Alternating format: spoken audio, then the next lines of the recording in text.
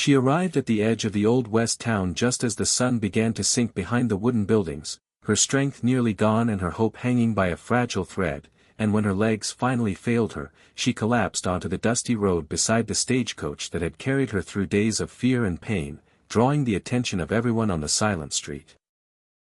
Her dress was torn from the long journey, her face marked with exhaustion, yet her eyes still held a quiet determination that spoke of survival rather than surrender, and as townspeople slowly stepped out from their doorways, whispering and watching from a distance, a tall cowboy stood forward from the crowd, his shadow stretching long across the ground as he studied the wounded stranger with a steady, serious gaze.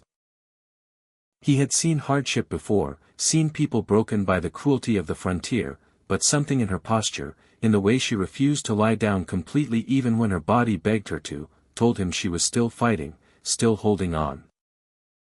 The woman pressed one hand into the dirt to steady herself, aware of the stares, aware of the fear and doubt in the eyes of those who did not yet know her story, and for a moment she wondered if she had come too far, if this town would turn its back on her as others had, but then the cowboy took a slow step closer, not reaching for a weapon, not speaking harsh words, only offering his presence like a quiet promise.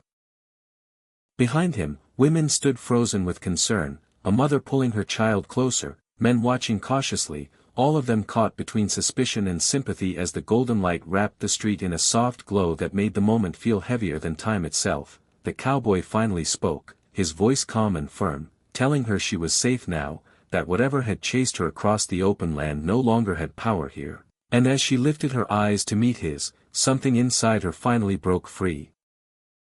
Not fear, but relief, because for the first time since her journey began, someone had seen her not as a burden or a mystery, but as a human being worth saving. In that quiet stretch of road, with the town holding its breath and the sun fading into night, he did not heal her wounds with miracles or grand gestures, but with choice, compassion, and courage, and in doing so, he became the miracle she never dared to hope for.